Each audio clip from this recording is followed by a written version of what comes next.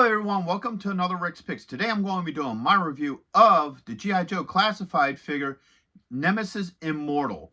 But more than likely throughout this video, I'm probably going to wind up calling him Nemesis Enforcer because that's the name that I grew up with him having. I don't know why they changed it to Immortal instead of Enforcer, but I guess that's, a Hasbro thing. But so throughout this video, if I do wind up calling him Nemesis Enforcer, it's just because that's how I grew up with him being known. So with that being said, what we're doing in this video is we're going to be first taking a look at him in packaging. Then we're going to take a look at the figure and his accessories. And then I'm going to give you my thoughts on him. And just remember, if you do like this video, go ahead and check out my G.I. Joe playlist and hit that like, share, and subscribe. So without any further ado, let's get to the review. So here he is in packaging. First up, you have Cobra here. His name, Nemesis Immortal. You have this open window so you can see the figure and all his accessories. You have the Cobra logo, G.I. Joe classified, your choking hazards, and age restriction. Plus, you also have the Hasbro logo. Alright, here you get this really cool profile picture. I really like this. That looks really neat. G.I. Joe, his number. And then now you get this cool picture of him in flight with Cobra Commander down here in the giant clam on trial, which is really cool. So this looks pretty neat. You get some play feature pictures and what have you here. His stats. And then you get your legal underneath. Over here you have that same profile picture, his stats, your QR code, his number, G.I. Joe logo. On top, you got the Cobra logo, his number, and some of the workings and, background stuff from Cobra Law. And then underneath, you got your legal and SKU. So, with all that being said, let's open him up and see what he's about. So here he is, out of packaging. He's an overall really good looking figure. I like the overall profile to him. So first off, let's start with the rotation. So you have this side here. You got the back. That side. And then the front. Now, one of the things I do like about this figure is they did make him look a little bit more monstrous than the original figure. But then again, we're talking about 80s action figures, so they didn't have the style of detail that they have for these figures. So let's start looking at him up close. First off, I do like the head sculpt. I like the overall look to it. I love the eyes, so the eyes look really cool. They look menacing and evil. I do like that. I like how he has like these bone shell shoulder pads, which are really nice. The forearm spikes look really cool. They may actually, here, let's spin it around this way so you could get a good look at it. They actually look more like bones than blade, which is kind of cool. I kind of dig it, but I don't know. I don't know if I'm more like in the original look where they look more blade-like opposed to this looking more bone-like. But then again, the more bone look fits Cobra Law a little bit better than a blade.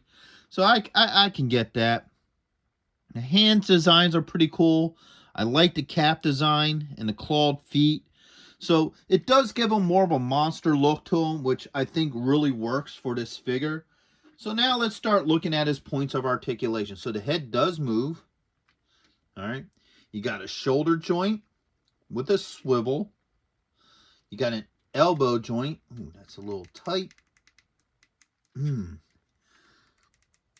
Oh, that's tight. I ain't gonna mess with that right now. So we got a wrist joint. Let's see how tight this other side is. Yeah, okay, that one moves. There they go. So the joints are a little tight. You may want to use heat on them or not. I was a little bit nervous moving it, but it did move. So that's up to you whether you want to put heat on it or not. He has a joint right here above the ribs. All right. And he also has a joint here at the belt line. All right. So now let's Let's get him back on his little stand here. Swing him around this way. Got a thigh joint with a swivel. All right, you got a knee joint.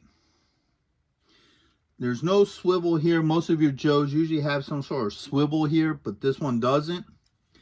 And you also got an ankle joint.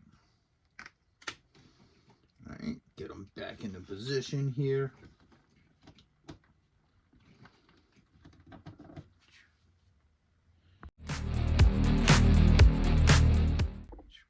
So now let's take a look at everything that comes with them. So first off, it comes with an alternate head that has more of a like a bone armor look to it. So that's pretty cool. I kind of dig it. All right.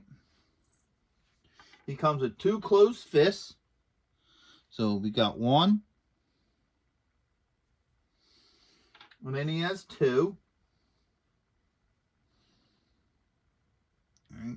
Comes with 2 swords. So these are a neat addition to them. The original one didn't come with swords. So I kind of like these swords. They look pretty neat. I like that claw hook look to it. All right. And he comes with 2 of these. All right. Next off, he comes with the tentacles. Now, this was something that came with the original figure. He came with something like this, the octopus type tentacles. I don't think very many kids use this, you know, but it was something that the original one has. This one has it as well. So that's pretty cool. And last but not least, you have the bat wings. Now, these wings, they went a little bit more of a translucent look to it. I'm not 100% sure how I feel about these wings design. And, of course, on the back, you got the back part. They designed them more bat-like, where the other ones was kind of more, I guess, like dragonish looking or something like that, I guess you would describe it. But these will probably wind up growing on me. It's just, you know, I find the design a little bit odd. So now that we looked at all his accessories, let's start seeing how well this stuff works with them. So first off, let's start with these swords. All right, that just popped right in there with no issues. A little bit on the loose side though.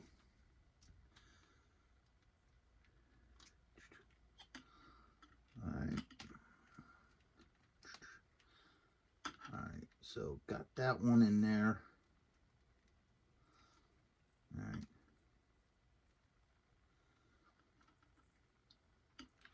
So the swords are in. They're a little loose though.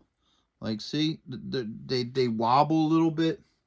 That one's a little bit better. I think it's just the way how you have to hook them in there.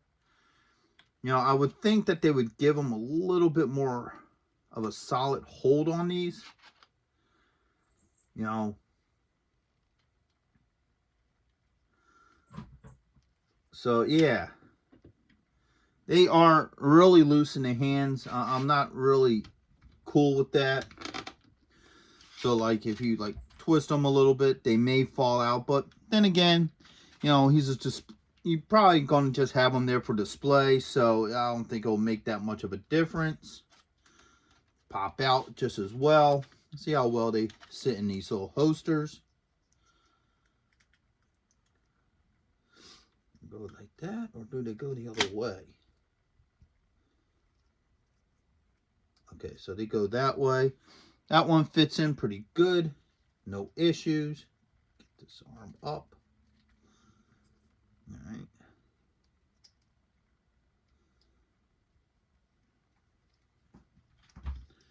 And that one fits in there really good. No issues. I remember the original Nemesis Enforcer figure had some sort of like, oops, you know, things on the sides that almost look like holsters for some sort of knife or something, but, you know, they were never used as that. So maybe that's why they gave them these swords, but they still look cool in the holsters. I do like that. So now let's swap out the hands. See how well these swap out. 1 and 2. Hands swapped out really well. Don't have any issues with the hands.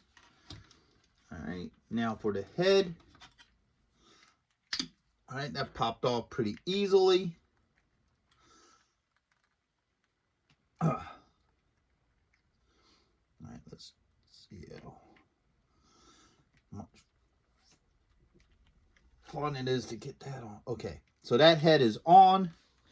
So have no issues with swapping out the heads or the hands. Do the tentacle thing first. Alright, slides on there like it should. Now these are bendies, so you can make them bend and turn however you want them to. Alright, so if you want to go with the whole tentacle kind of look with them, you can do that as well. Alright. And now last but not least, the bat wings. So they fit on his back very well. You have a joint here. And then you have a joint there. So I guess you can kind of extend them out. Trying to see how these things work. Yeah, there they go. Okay. So there you go. You got the full wingspan. Like I said, I'm a little iffy on the design for them. I think I would have liked the fuller looking wings that the original Nemesis Enforcer had. But these work just as well, I guess. So overall, I think he's a cool looking figure. I like him overall. His joints, you probably might want to use a little bit of heat on the elbows and stuff, because these joints are really tight. I had some issues with them. Other than that, you know, all his joints seem to work well. His hands and head and his wings and his tentacles all swapped out really easily. Didn't have any issues with that. The swords sat a little bit looser in his hands than I would like to. Maybe if I maneuver them around a little bit or try to close the hands, they may fit a little bit better. But they do fit well in their scabbards. So overall, I think he's a cool figure. I definitely would recommend him to go with the rest of your G.I. Joe collectibles. So with that being said, I hope you all did like this review. If you did, go ahead and check out my G.I. Joe playlist and hit that like, share, and subscribe. They're all small clicks for you, but it really helps this channel grow. So until the next one, late.